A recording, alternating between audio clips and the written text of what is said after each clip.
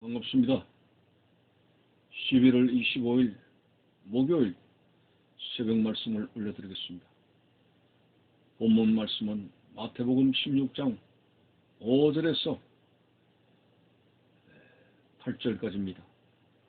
제자들이 건너편으로 갈새 떡 가져가기를 잊었더니 예수께서 이르시되 삼가 바리새인과 사두개인들의 누룩을 주의하라 하시니 제자들이 서로 논의하여 이르되 우리가 떡을 가져오지 아니하였도다 하거늘 예수께서 아시고 이르시되 믿음이 작은 자들아 어찌 떡이 없으므로 서로 논의하느냐.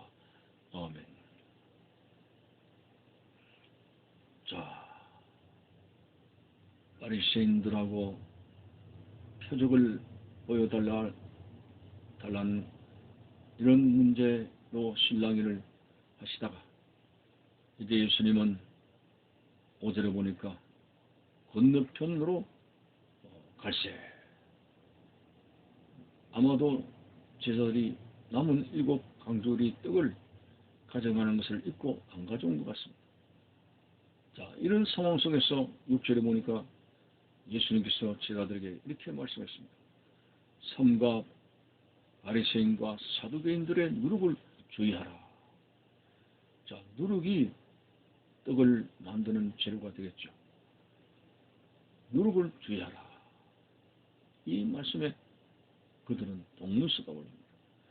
아이고야, 이 떡을 안 가져왔구나. 그 남겨두신 떡을 안 가져와서 이거 참 또 배고픈 상황이 닥치면 어떻게 하지? 이런 수군거림이 있었습니다. 그때 예수님은 동문서답하는 제자들에게 믿음이 작은 자들아 어찌 떡이 없으므로 서로 논의하느냐. 5,000명을 먹이고 4,000명을 먹이고 하는 너희들의 그런 이적을 보고서도 그런 믿음이 없는 말을 하느냐.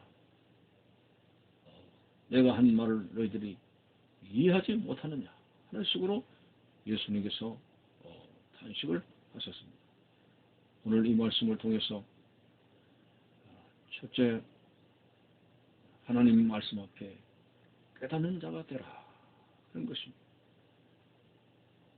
오늘 우리가 주일마다 목회자를 통해서 주시는 생명의 말씀을 많이 들어도 어떤 사람은 말씀이 정말 어렵다. 그리고 심지어는 재미없다. 전혀 가슴에 와닿지 않고 그냥 예배 시간이 흘러가는 경우의 사람들이 간간히 있습니다. 여러분, 우리가 세상의 학문을 하는데도 수학 문제를 푸는데도 깨달음이 왔을 때 얼마나 기쁩니까? 저 중세의 천문학자 아르키메데스 같은 경우는 둘에게 원리를 모욕탕에서 깨닫고 나서 유레카 깨달았다 하고 기뻐하지 않았습니까? 오늘 깨달음이 있는 이것이 우리의 삶을 얼마나 기름지게 하고 우리의 영성을 얼마나 밝게 하는 것인가를 알 수가 있습니다. 예수님께서 바리새인들의 누룩을 조심하라 했더니 동문서답합니다. 아이고 우리가 떡을 가져오지 않았고.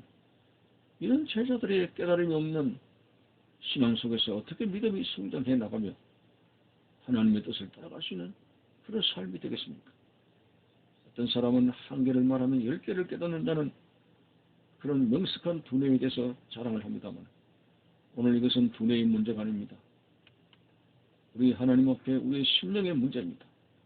우리의 완강한 문제를 심령을 깨뜨리시고 여러 가지 염려와 그리고 의심의 그러한 마음의 돌멩이를 다 걷어내고 하나님의 말씀을 들을 때 성령의 역사심으로 깨달음을 가져서 그 말씀이 내 영혼의 꿀이 되게 하시고 생명의 떡이 되게 해달라는 것 중요한 것이죠.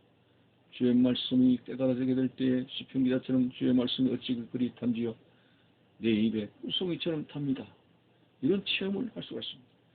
그런 체험은 하나님의 말씀이 깨달아지게 될 때 그 말씀 속에 나타난 하나님의 속성과 하나님의 섭리와 하나님의 기적의 역사들이 깨달아지게 될 때 감개에 무량하게 될 것이고 그리고 감사가 넘쳐나게 될 것입니다.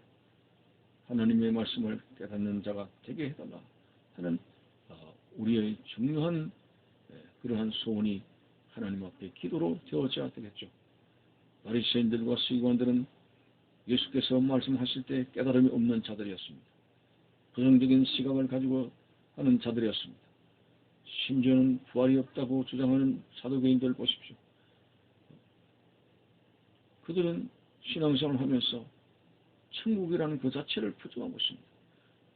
사람이 죽으면 끝나는 것이 무슨 부활이냐?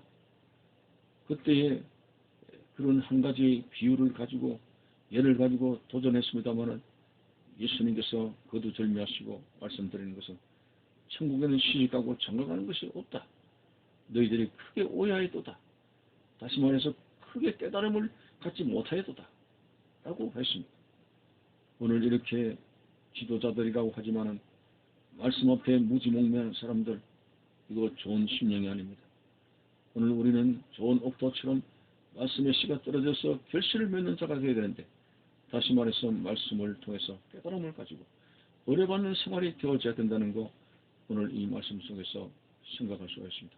두 번째는 예수님께서 말씀하신 바 바리새인이 누룩을 조심하라고 했는데, 바리새인의 누룩이 뭡니까? 바로 누룩은 떡이 아니라 바리새인들과 사두개인들이 가르치는 그런 잘못된 교훈을 말씀하고 있는 것입니다. 예수님은 바리새인들은 말만 하고 전혀 실천에 옮기지 않고 또 사두개인처럼 생명의 부활이 없다는 죽은 메시지를 가지고 교훈하는 그런 어리석은 가르침, 그런 누룩을 조심하라고 예수님께서 말씀하고 있는 것입니다. 참으로 한동안 이스라엘 백성들은 이런 잘못된 종교 지도자들의 거짓된 가르침과 위선적인 가르침과 죽은 메시지로 인해서 그들의 심령이 어둡게 되었습니다. 오늘 제자들에게 이러한 생명 없는 바리새인과 사두개인들의 누룩을 교훈을 가르침을 조심하라 했습니다. 오늘날도 우리는 하나님의 분명한 말씀에 깨달음을 가지고 결코 이단에 현혹돼서는 안 됩니다. 잘못된 가르침에 현혹돼서는 안 됩니다. 오늘 여러분들이 이 잘못된 하나님의 말씀을 전하는 가르침에 빠지게 되면 거기에는 걷잡을 수 없는 그런 늪이 되어서 이단에 한번 빠지면 헤어나오지를 못하는 경우의 사람들이 있습니다. 어떤 면에서 이단과 상종하지 말라고 하는 부분도 크게 빠지게 되면 세뇌교육이 돼가지고 전혀 그 흑암의 세력에서 나오지를 못하는 경우들이 많습니다. 참으로 이단에 대해서 우리는 조심해야 됩니다. 신천지를 비롯해서 통일교를 비롯해서 얼마나 이 기독교 사회를 흔들었습니까? 참으로 이런 이단의 세력에 넘어가지 않게 해서 하나님 말씀에 바로 서고 말씀을 중심으로 바로 깨닫고 나아가는 그런 신자가 되어져야 된다고 하는 것입니다.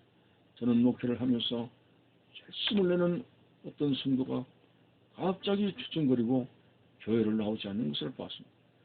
그 사람을 나중에 알아봤더니 이단에 빠졌습니다. 이단에 빠져가지고 굉장한 열심을 했습니다. 참 그런 경우에는 타일로도 돌아오지 않는 안타까운 모습이 있습니다. 절대로 여러분들이요 이단 사상에 물들지 말고 하나님의 말씀을 중심으로 하는 이 말씀의 바른 진리를 따라가는 목자 되신 주님의 음성만을 듣고 나갈 수 있는 그런 우리의 신앙이 되어져야 된다고 하는 것입니다. 참으로 오늘 이 말씀 속에서 예수님께서 그 제자들이 얼마나 안타깝겠습니까? 깨달음이 없습니다. 그리고 이 바리새인들의 누룩에 대해서 전혀 분별할 수 있는 영성적인 것도 없었습니다. 그 제자들은 예수님을 3년 반 동안이나 따라다니면서 교육을 받게 되는 사람들입니다. 만방의 복음을 전해야 될 그런 사명을 가진 사람들입니다. 무엇보다도 영성이 밝은 자가 되어야 되며 하나님의 말씀을 깨닫는 자가 되며 거짓된 가르침에 들어가지 말아야 된다고 하는 것입니다. 오늘 우리도 이 땅에 살아가는 날 동안 언제나 영성적인 사람이 되고 하나님의 말씀을 깨닫고 은혜 받는 사람이 되고 그 은혜 받는 심령이 늘 기름져서 성령 충만한 생활이 되어져야 된다고 하는 것이며 여러분들이 어떤 경우에도 이단의 가르침에 현혹되지 마시고 하나님의 말씀을 중심으로 정통 교단에서 울려 퍼지게 되는 말씀의 귀를 기울이고 바르게 신앙 성장할 수 있는 그런 여러분들 되시고 절대로 신앙이 경적으로 성장되지 않기를 바라는 것입니다. 감사합니다.